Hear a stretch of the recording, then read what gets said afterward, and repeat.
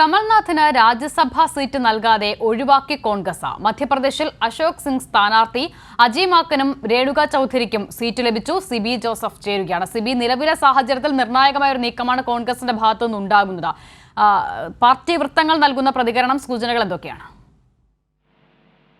അസിത, കമൽനാഥിന് രാജ്യസഭാ seat ലഭിച്ചേക്കും എന്നുള്ള വിവരം ഉണ്ടായിരുന്നു. പ്രത്യേകിച്ച് നമുക്കറിയാം, കമൽനാഥ് BJP കേന്ദ്രത്തിലേക്ക് ചേക്കേറുന്നു എന്നല്ല തന്നെയും വാർത്തകൾ വന്നിരുന്നു. ഇതിന് പിന്നാലെയാണ് ഈ മധ്യപ്രദേശിൽ നിന്നും കമൽനാഥിന് ഇത്തരത്തിൽ കോൺഗ്രസിന് ഒരു സീറ്റ് മാത്രമാണ് ഉള്ളത്.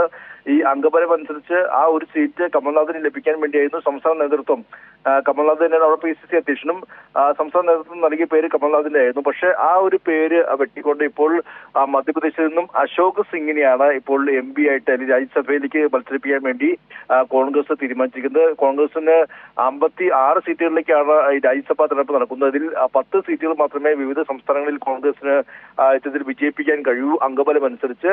ആ തരത്തിൽ മധ്യപ്രദേശിൽ നിന്ന് ഒരംഗം എന്നുള്ള രീതിയിൽ കമൽനാഥ് വരുമെന്നായിരുന്നു പ്രതീക്ഷിച്ചിരുന്നത്. പക്ഷേ അവിടെ കമൽനാഥിന് രാജ്യസഭാ സീറ്റ് കോൺഗ്രസ് നൽകിയിട്ടില്ല. പകരം അശോക് സിംഗ് ആണ് അവിടെ മധ്യപ്രദേശിൽ ഇപ്പോൾ രാജ്യസഭയിലേക്ക് മത്സരിക്കാൻ ഒരുങ്ങുന്നത്. അതോടൊപ്പം തന്നെ കർണാടകയിൽ 3 സീറ്റുണ്ട്. ആ 3 സീറ്റിൽ ഈ മുൻ കേന്ദ്രമന്ത്രി കൂടിയായ അജയ് മാക്കൻ, അതോടൊപ്പം തന്നെ ഡോക്ടർ സയ്യിദ് നസീർ ഹുസൈൻ, GC ചന്ദ്രശേഖർ എന്നിവരാണ് കർണാടകയിൽ നിന്നും രാജ്യസഭാ സീറ്റിലേക്കായി മത്സരിക്കുക.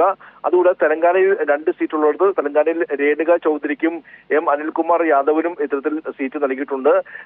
രാവിലെ സോണിയാഗാന്ധിയുടെ സ്ഥാനാർത്ഥി പ്രഖ്യാപനവും നടത്തിയിരുന്നു. 2 ഘട്ടങ്ങളായിട്ട് 10 സീറ്റുകളിലേക്കുള്ള ഒരു സ്ഥാനാർത്ഥികളെ പ്രഖ്യാപിച്ചിട്ടുണ്ട് കോൺഗ്രസ് ഇതിനകം തന്നെ. രാവിലെ സോണിയാഗാന്ധി രാജസ്ഥാനിൽ നിന്ന് മത്സരിക്കാൻ തീരുമാനിക്കുകയും രാജസ്ഥാനിൽ ജയ്പൂരിലെത്തി നാമനിർദ്ദേശ പത്രിക സമർപ്പിക്കുകയും ചെയ്തിട്ടുണ്ട്. അതുകൂടാതെ മറ്റ് സംസ്ഥാനങ്ങളിലേക്ക്, അതായത് ബീഹാർ, ഹിമാചൽ, മഹാരാഷ്ട്ര സംസ്ഥാനങ്ങളിലും ഓരോ MP മാരും ഇതെല്ലാത്തിനെയും അവരുടെ പേരുകൾ ഉൾപ്പെടെ എല്ലാത്തിനെയും പ്രഖ്യാപിക്കുകയും ചെയ്തിട്ടുണ്ട്. എന്തായാലും കമൽനാഥിനെ കോൺഗ്രസ് ഒഴിവാക്കി എന്ന് തന്നെയാണ് ഇപ്പോൾ നമുക്ക് പറയേണ്ട ഏറ്റവും പ്രധാനപ്പെട്ട വസ്തുത. പ്രത്യേകിച്ച് കമൽനാഥ് യുദ്ധത്തിൽ BJP-യുമായി അടുക്കുന്നു, അല്ലെങ്കിൽ BJP-യിലേക്ക് പോകുന്നു. BJP കമൽനാഥിന് രാജ്യസഭാ സീറ്റ് ഉൾപ്പെടെ നൽകിയേക്കും. അതുകൂടാതെ കമൽനാഥിന്റെ മകൻ നകുൽനാഥിന് ലോക്സഭാ സീറ്റും അതോടൊപ്പം തന്നെ കേന്ദ്രമന്ത്രി സ്ഥാനം അടക്കമുള്ളതിന്റെയും വാഗ്ദാനമുണ്ടെന്നതിന്റെയും വാർത്തകൾ പുറത്തു വന്നിരുന്നു.